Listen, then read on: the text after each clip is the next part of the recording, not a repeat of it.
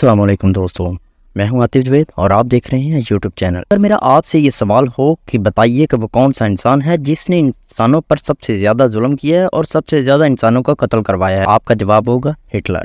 اس نے تقریباً 60 یا 65 لاکھ کے قریب یہودیوں کو ورلڈ وار 2 میں اپنے حریفوں کو بے دردی سے قتل کروایا۔ پوری ورلڈ میں اس شخص کو سب سے ظالم اور ویلن سمجھا جاتا ہے۔ کسی حد تک یہ صحیح بھی ہے اور اس تاریخ اس کو یاد رکھا جانے کے قابل ہے، لیکن میں آپ سے کہہ دوں کہ اس تاریخ کے اندر ایک برطانوی بادشاہ ایسا بھی ہے جس نے اس سے بھی 2 گنا سے زیادہ کالے افریقیوں کو قتل کروایا ہے، جس سے افریقی ملک کانگو کی آدھی آبادی تقریباً ختم ہو چکی ہے۔ اور یہ ظلم شخص نہ صرف برطانیہ کے ہیرو کے طور پر مانا جاتا ہے بلکہ اس کو خراج تحسین پیش کرنے کے لیے جگہ جگہ اس کے مجسمے بھی نصب کیے گئے ہیں، پر افسوس کہ آپ کو آج تک کسی نے حقیقت نہیں بتائی۔ اتنا بڑا سچ اور اتنا بڑا ظلم آپ سے آج تک دور رکھا گیا ہے، جانتے ہیں کیوں؟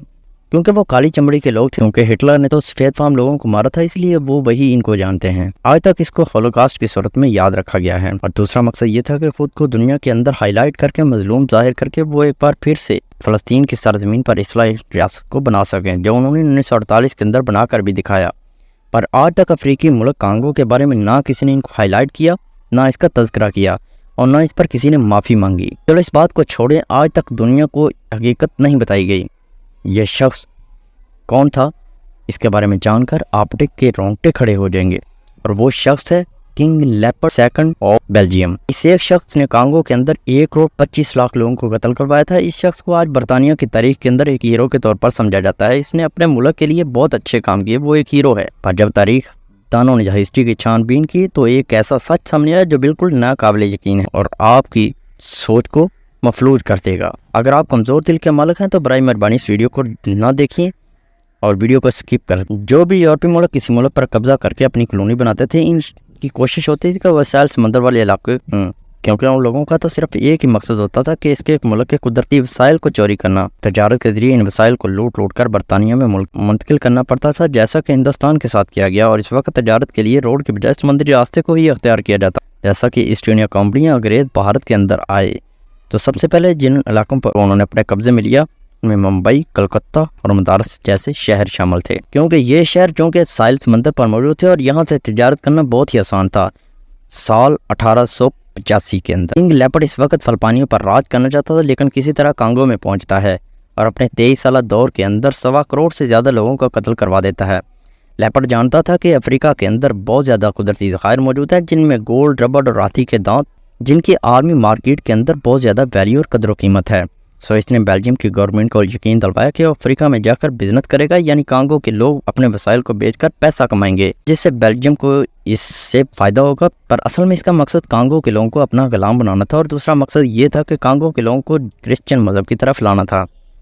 بیلجیم گورنمنٹ کی اجازت کے بعد کانگو اس شخص کی ذاتی ملکیت بن گیا، وہ جیسا چاہتا تھا کر سکتا تھا اور کرتا رہا ہے۔ اس نے اپنے ذاتی مقصد کے لیے کانگو کے غریب لوگوں کو استعمال کر کے کانگو کی آدھی آبادی کو قتل کروا دیا تھا۔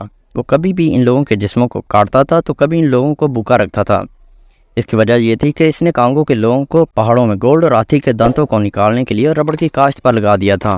وہ ظالم شخص ان سے دن رات کام کرواتا اور ان کو بھوکا رکھتا تھا، چاہے وہ مرد ہو، عورت ہو یا بچہ ہو۔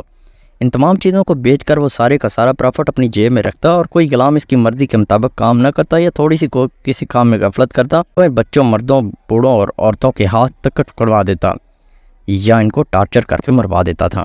ان لوگوں کو قتل کرنے کے لیے اس نے کانگو کے لوگوں کو ہی ہائر کر رکھا تھا، اور وہ باقاعدہ ان کی آرمی بنائی ہوئی تھی، اور جو ان لوگوں کو ٹارچر کیا کرتے تھے اور قتل کرتے تھے، یہ سب کچھ بیلجیم کے اندر بیٹھے ہوئے شخص لیپرڈ کنگ کے حکم پر ہوتا تھا۔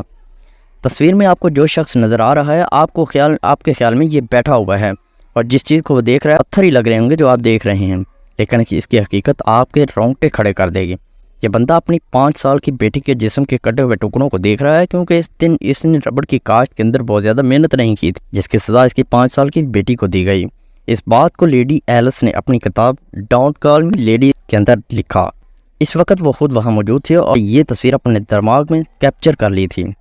بے دردی سے اس شخص کی بیٹی کو قتل کیا گیا۔ یہاں تک بات ختم نہیں ہوئی، اس کے بعد اس کی بیوی کو مارا گیا اور اس شخص کے اپنے جسم کے ٹکڑوں کو پکایا گیا، اور باقی بچے ہوئے جسم کے حصے کو اس شخص کو پیش کر دیا گیا۔ اس کے سارے ملک پر ہر چیز کا صفایا کر دیا گیا، تمام ذخائر لوٹ لیے گئے۔ آج وہ ملک آزاد ہے، لیکن پھر بھی برطانیہ کی حکومت کی طرف سے کانگو ملک سے معافی تک نہیں مانگی گئی۔ ان لوگوں کے ساتھ ایسا کیوں کیا گیا؟ کیا وہ انسان نہیں تھے؟ کیا ان کے جذبات نہیں؟ کیوں؟ آخر کیوں؟ ان لوگوں کا بھی دنیا میں رہنا کا اتنا ہی حق ہے جتنا ان گوروں کا۔ افسوس کہ آج بھی اس قاتل شخص کے بیلجیم کے اندر جگہ جگہ مجسمے موجود ہیں، جو یہ ظاہر کرتا ہے کہ بیلجیم کے لوگوں کے لیے تو ہیرو تھا، لیکن ان کانگو کے لوگوں کے لیے بہت بڑا قاتل۔ اس بات کو اسلام نے تو 1400 سال پہلے ہی بتا دیا تھا، اور اسلام میں یہ چیز واضح ہے کہ کسی گورے کو کالے پر، نہ کسی کالے کو گورے پر کوئی فوقیت نہیں ہے، کوئی برتری نہیں ہے۔ برتری کا معیار صرف تقوی اور پرہیزگاری ہے۔ امید ہے ویڈیو آپ کو اچھی لگی ہوگی، اور یہ سب آپ کو آج تک کسی نے نہیں بتایا ہوگا۔ ویڈیو اگر اچھی لگی ہے تو لائک کر دیجئے، چینل پہ نیو ہے تو چینل کو سبسکرائب کر دیجئے۔ ملتے ہیں کسی نیکسٹ ویڈیو میں، تب تک کے لیے اللہ حافظ۔